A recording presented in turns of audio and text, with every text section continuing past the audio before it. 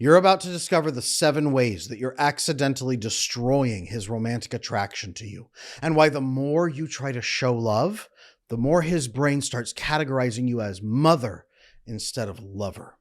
Once this neurochemical switch happens in his attachment system, he can't unsee you this way. Now, you're pouring your heart out. You're giving everything that you have. You're being the most loving partner you know how to be. And he's becoming more distant, more cold, and more disconnected by the day. You feel like you're speaking a foreign language to him, and nothing you do creates the closeness that you're desperately craving. I'm Adam Lane Smith, the attachment specialist, with 16 years of training and experience helping thousands of couples break these destructive patterns and break them before they destroy their relationships permanently. Now, before we get into this video, listen closely to what I'm about to tell you, because what you're going to learn in this video will change how he responds to you. I'm going to show you the 7 specific behaviors that are making him see you as his mother instead of his woman. And more importantly, I'm going to give you the exact steps to flip this switch in his brain so he starts craving your attention instead of avoiding it. You'll discover why the sweet, caring things that you do actually trigger his flight response. And I'll teach you the counterintuitive approach that makes him lean in, pursue you, and actually appreciate the love that you give him. By the time you finish watching this video, you'll know exactly how to stop pushing him away and start pulling him towards you. But first, you need to understand the biological difference between romantic love and maternal love, because your brain might be confusing the two. First, let's talk about the brain chemistry that is being disrupted here. And there's something we've got to talk about between oxytocin flooding and romantic bonding. Loving somebody in a romantic connection means adult to adult. And what that requires is respect for autonomy, treating them as an adult with expectations and boundaries. Mothering, on the other hand, is overcompensating for someone's lack of skills and overwhelming them with feelings. When you have a small child, they want to be overwhelmed with feelings. And we call this oxytocin flooding. The mother scoops the child up, holds them close, squeezes them, and the baby goes, and feels so safe and contained. This is maternal. This is what you do with a child. That is flooding somebody with oxytocin, okay?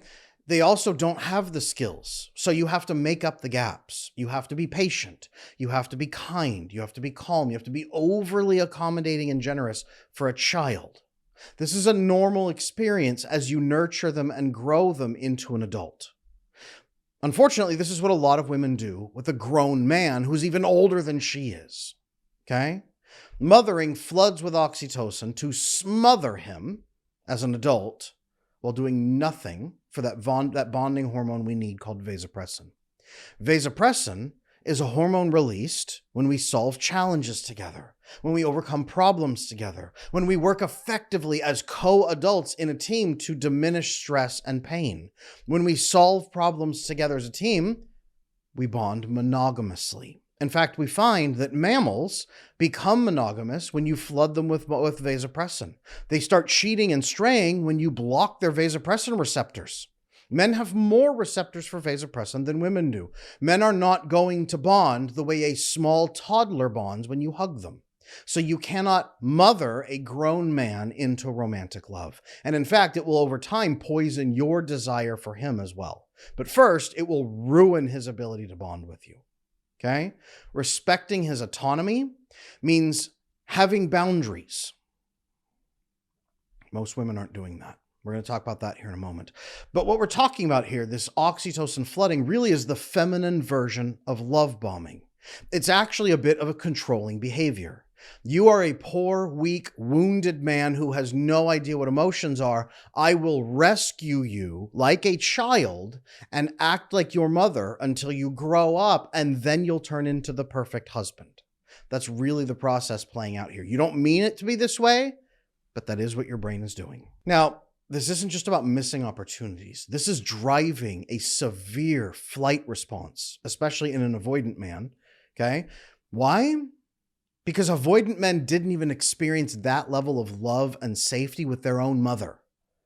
If they did, they wouldn't be avoidant. This overwhelm, the attempt to scoop him up and squeeze him, overwhelms him and signals to the brain, I'm in danger. It makes him feel like he's about to be swallowed alive by an overwhelming emotional person. And then what's called enmeshed. Enmeshed is where the boundaries completely blur and there's no individuality and no autonomy, and they're forced into an emotional hostage situation.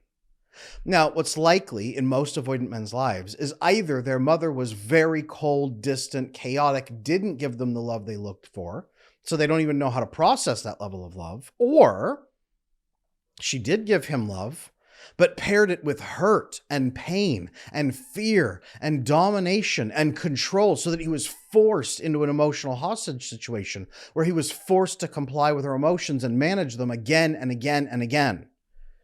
Anxious moms do this and create avoidant sons. That's a big piece of the process right there.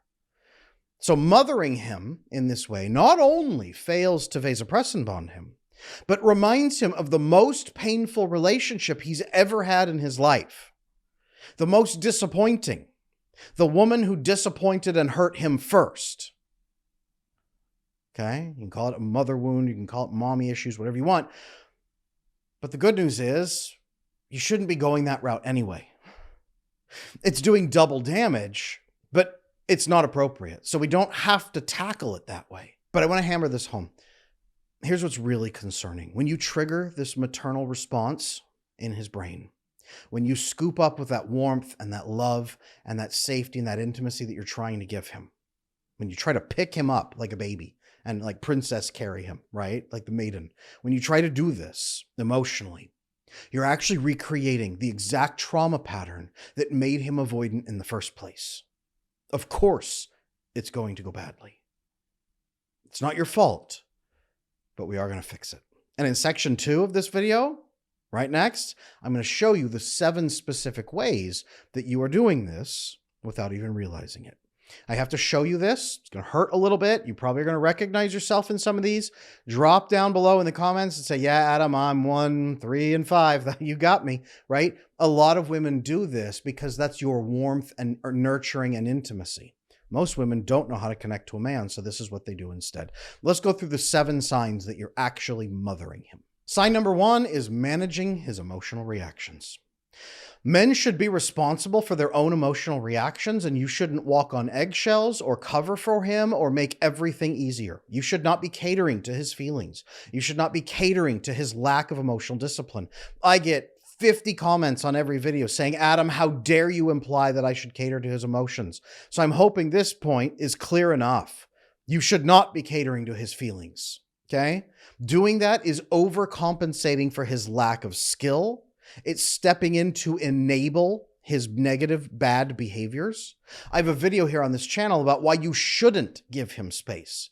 Yes, you give people time to self-regulate, but endless amounts of space without consequences is also disastrous.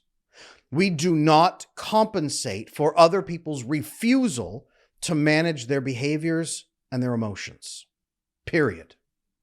Okay? There's a lot of women out there, unfortunately, who do this. They assume that they know better. They overwhelm him by telling him what to do, or they compensate for his emotions. Do you know how many DMs a day I get from women saying, he hasn't responded? How do I reach out without scaring him? And I say, how long has it been? 3 months. Okay? It is not your job to walk on eggshells. It is a man's job to provide emotional safety in a relationship. So he is failing to provide emotional safety, and you are overcompensating by mothering him and enabling that bad behavior. That's the issue. You're not the only one at fault, but you are enabling the bad behavior. This is what we call codependence, by the way. Most women step in and assume they know better, so they don't respect that man's autonomy as a human being. They're constantly dancing around him, trying to manage his emotional reactions like he's an upset toddler, and she doesn't know what to do. This is mothering. Stop. I get asked all the time, what is my attachment style? What is my attachment style? What is my attachment style? So I have finally launched the attachment assessment. This is not a short quiz that just spits out an answer after 3 seconds. This is a thorough, in-depth, science-backed assessment. Check it out on my website, adamlanesmith.com, and learn your attachment style, the severity of what you're dealing with, and some next steps you can take right now to build very secure attachment. Sign number 2 comes very shortly after sign number 1, making excuses for his behavior. Okay? Proper boundaries and expectations are crucial here. Hey, he's just been really stressed. Oh, for how long? 3 years. Right? People point out red flags to you and you're like, yeah, but you don't get it. He's so sweet. He can be so kind sometimes. Well, how often? Like 10% of the time. Well, yeah, criminals can do that too. That's actually how they get away with it. Okay? Making excuses for his behavior, even to yourself. Okay? Yes, sometimes people have bad days. I have bad days. But you shouldn't be making excuses. He should be apologizing, making it right, and then you choose to be compassionate because you understand his circumstance. When you make his excuses for him in advance, without any of that, that's codependency, and that's mothering. That's what you do with a 5-year-old. You go, well, he's really having a difficult time lately because of this, this, and this. That's what you do with a child. What's happening here is that women are collapsing into fawning. Fawning is the third piece of the limbic system. There's fight, flight, fawn, and freeze. I will fight if I get this stressed out and I'm threatened, I will fight. If I can't fight, I will run away. If I can't run away, I will people please so that everyone stops hurting me. And if that doesn't happen, I will freeze and let the damage happen and clean up later. This is fawning. He's hurting me, but I will fawn and make everyone happy, and I will even lie to myself to keep the relationship going.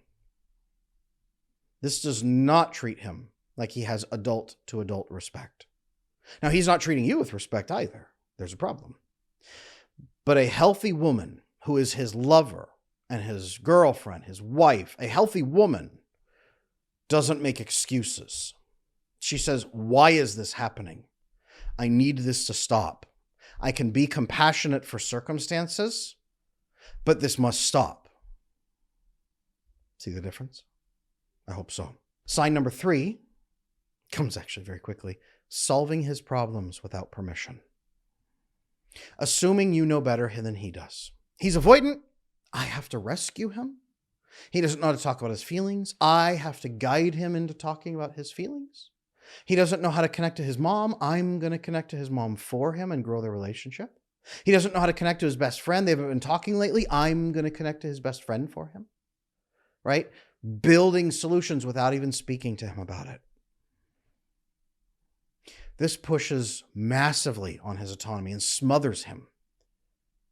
This is you saying, I will love you even if you don't want it. We used to call it meddling. This is seizing control of his life and his relationships. This is sending a signal, you're not good enough and I don't like you. You must change to please me, but I'm not even going to talk to you about it. I'm going to modify your behavior like a lab rat. Now, we also call that manipulation.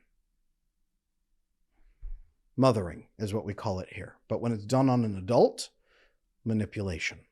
This is a problem. Now, for some people, they will do this next one. Some don't, but I'd like you to actually be honest with yourself about when you do this. Because everyone watching this video will say, no, I don't. Right? The ones who do it are the ones most likely to say that they don't. So sign number 4, that you're mothering him, using guilt when he sets boundaries. This is flooding somebody with feelings without permission. Now, the dark side of anxious attachment style is doing nice things to bank up points that you can then cash in. Most women in the comment sections, they tell me, I'm secure. And then they list things they do for points and why he owes her. Nobody owes you anything. You get into explicit relationships with agreements. People can breach explicit contracts, but you can't breach implicit contracts. Implicit contracts are the secret, unspoken things that you think are a no-brainer, that you've earned enough points to get, and now you're mad. So usually what this turns into is, oh, fine, okay, yeah, go see your friends, it's fine. No, well, I had hoped, but that's okay. Well, I did do this stuff for you, but that's all right. We can do it at a different time. Flooding someone with feelings, coercion into forced emotional bonding.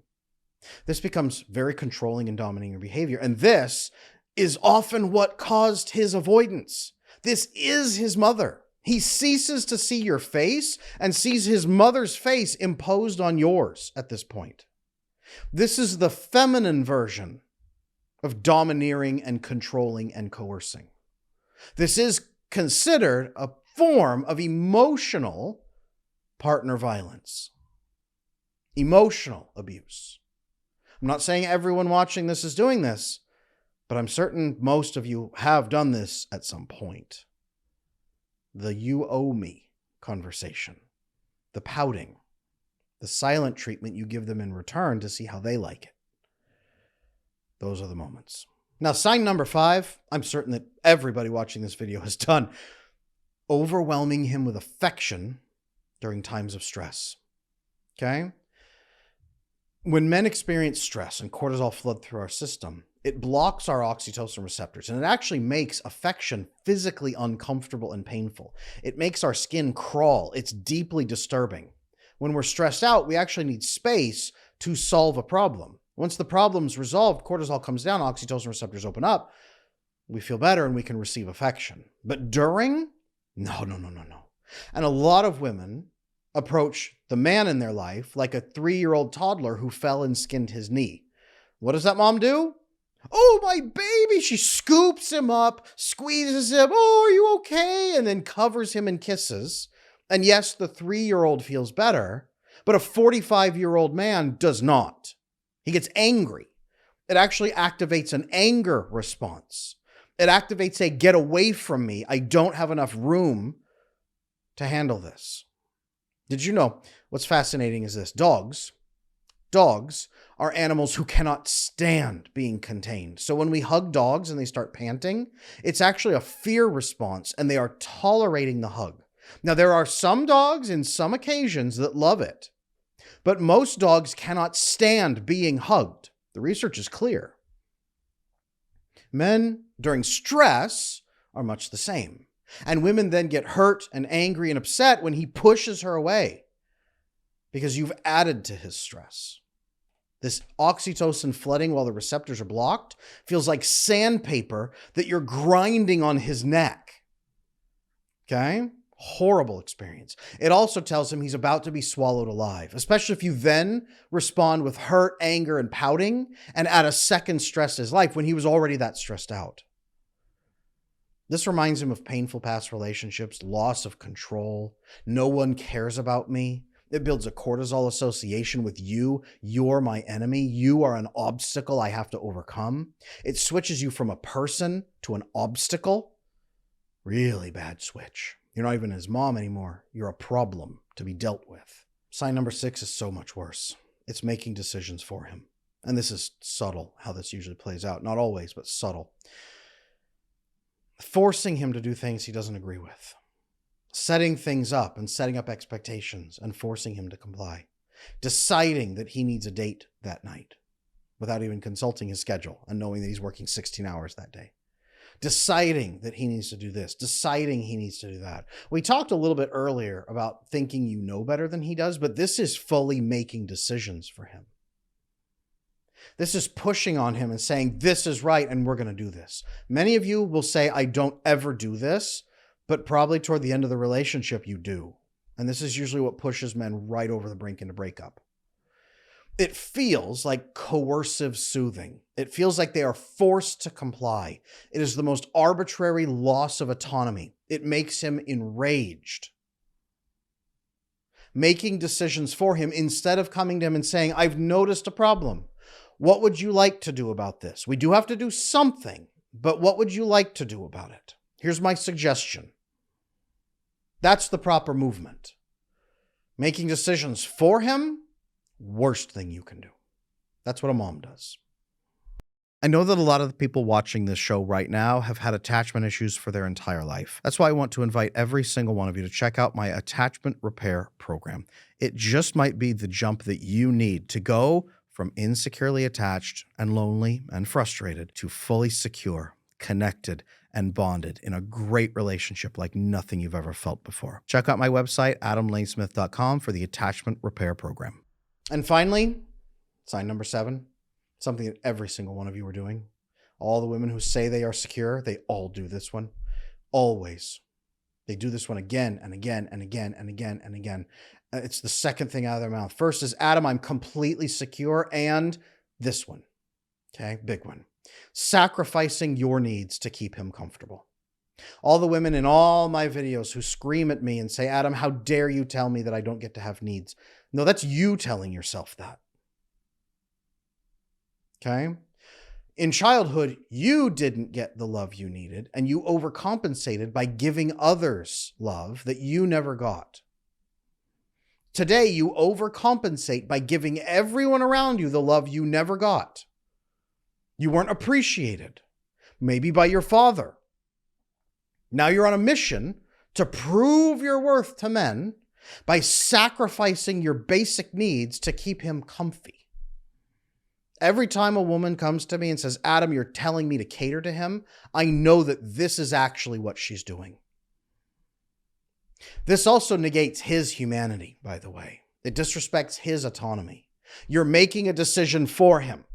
So ladies, both times that you said, I don't act like I know better than he does, and I don't make decisions for him, you have sacrificed your needs secretly to keep him comfortable and walk on eggshells. You have made decisions for him. All 7 signs go forward into motherhood. You are not his wife. You are not his girlfriend. You are not his lover. You are his mother. That's the point here. Okay? I understand where this comes from. I honestly do. It comes from a place of deep, deep love, desperate love. And that desperate part is the problem. Now, if you're recognizing yourself in these patterns, you need to understand something very important here. These mothering behaviors, they're just the surface. They're symptoms of deeper attachment wounds that are sabotaging every relationship that you have.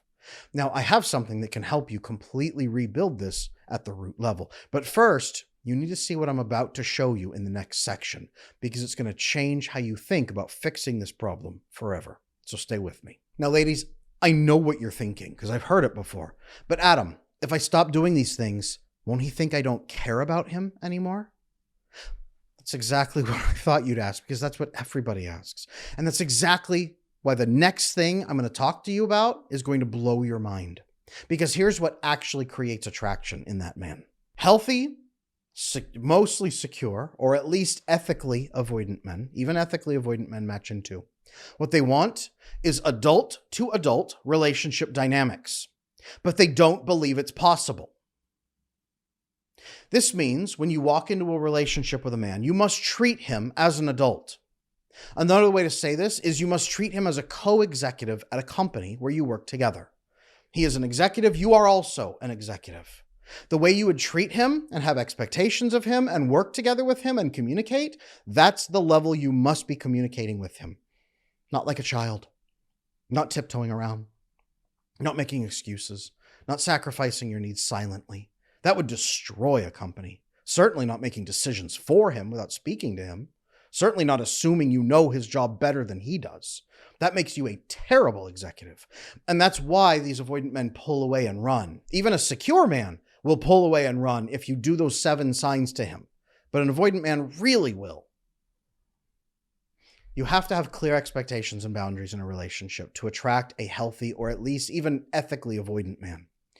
Because this means you respect his autonomy and his decision-making. You give him clear, exact information and ask him what he wants to do about it. You are a fully functioning adult who is in control of your emotions. Avoidant men in particular can never trust somebody who's not in control of their emotions. You doing all of those mothering things shows that you are connected only to your emotional brain and don't even have a logical brain. That's what he thinks. So how do you blend warmth with directness? Well, a couple things. There is appropriate intimacy during connection moments. When things are peaceful and soft and there's no conflict, you can be soft and relaxed, warm, intimate, caring, loving, bonding, all of that love and nurturing that I know you have to give, because the most maternal women are the most adoring and loving and affectionate and loyal and dedicated. That's you. You save those for moments without conflict. Now you have professional boundaries during problem solving.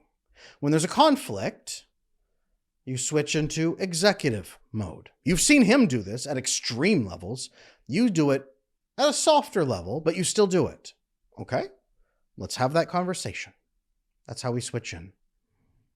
Okay? Professional boundaries during conflict and problem solving. And all conflict must be problem solving. Respect this way creates safety, or peace, as he would call it, for his masculine energy. He can be masculine with you instead of being emasculated, coerced, or undermined. Now, I know you need some examples, right? I know you need some examples. Most women want the phrasing, okay? This does not look like going absolute extremes where you're warm, affectionate, and love bombing, and the moment there's a conflict, you're icy, you're cold, you withdraw, right? You're like on him and he says something, you go, and you pull away distant and cold and start pouting and be vicious. No, that's extreme, okay? That's like personality disorder manipulation territory. It's, I'm warm and affectionate. Okay. Are you ready to have this conversation now? Okay, then you just sit up straight and you listen and you go into curious mode. Okay, tell me more. Help me understand. You don't jump in and solve. You assume that he's a co-executive. You're sitting across a table. You're comfortable. You have a friendly co-executive relationship, but you're sitting across a table having an honest discussion about a business problem. That's the mindset you shift into. And you treat him like an executive. If you would powder another executive's butt during a meeting and bottle feed him, that's a problem. See the picture? That's what you're doing in your relationship. Boundaries, hey, this is a challenge for me. I have this need and it's not being met right now. We need to take care of this. Can we do that together? As you solve problems together, number one, now he knows that you'll tell him when there's an issue. He can trust you. Number two, you're going to filter out people who won't work with you, which is excellent, by the way. You're not mothering someone who doesn't even like you. And number three, it now triggers vasopressin bonding because you can solve problems together as a couple. If you respect him in this way and say, hey, you're CEO, I'm COO, Chief Operations Officer. You're a little above me in the decision, but we're co-executives. What do you want to do, Mr. CEO? That respect boosts his testosterone and his confidence. This is a neurochemical pathway to attraction. This is where he calms down in your presence and can receive healthy levels of oxytocin. Not scoop up the toddler, but embrace the man. Don't scoop up your boyfriend. Embrace him. Big difference, okay? Make that shift in your mind. Okay, we have a challenge. You want to handle that right now? Okay, let's put on our executive hats and let's solve it. Use that phrasing. Trigger that movement in yourself and in him. Get him used to this. It's not hot and cold. It's all love, but it's executive partnership love. You can't mother him anymore. So look, if you've been nodding along to these patterns, I want you to know something. First of all, you're not broken. You're not too much. These mothering behaviors, they developed for a reason. Maybe you learned that overwhelming love was the only way to keep people interested or keep them close. Maybe you never felt truly loved or valued, so you learned to prove your worth by taking care of everyone else's needs first. Maybe you know what it's like to not have love, so you have to give it to other people.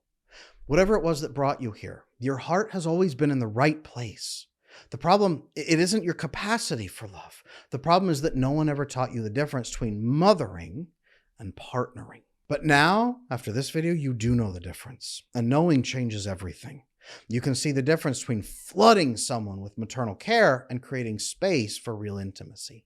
You have the awareness to catch yourself before you slip into mothering mode. And you have the tools to create the kind of adult partnerships that actually satisfies both of you. And when you get this right, he stops pulling away. He starts leaning in. He stops taking your love for granted and he starts cherishing it. Now, a lot of women out there and their partners are going to struggle with this process. And it's not just you causing issues. You both have challenges, okay? If you need individual help or help as a couple, I fully invite you to email me and my team at support@adamlanesmith.com. Support@adamlanesmith.com. We have coaching, we have courses, we have so much assistance to train you into partnering fully in a way that feels right to you so that you no longer have to cater or sacrifice your own needs to walk on eggshells. You can build a thriving, incredible relationship that both of you will love. Thank you for your time today. I am Adam Lane Smith, the attachment specialist. Make sure you like, comment, subscribe, turn on notifications, come to my live streams, email us for help, and I'll see you in the next video.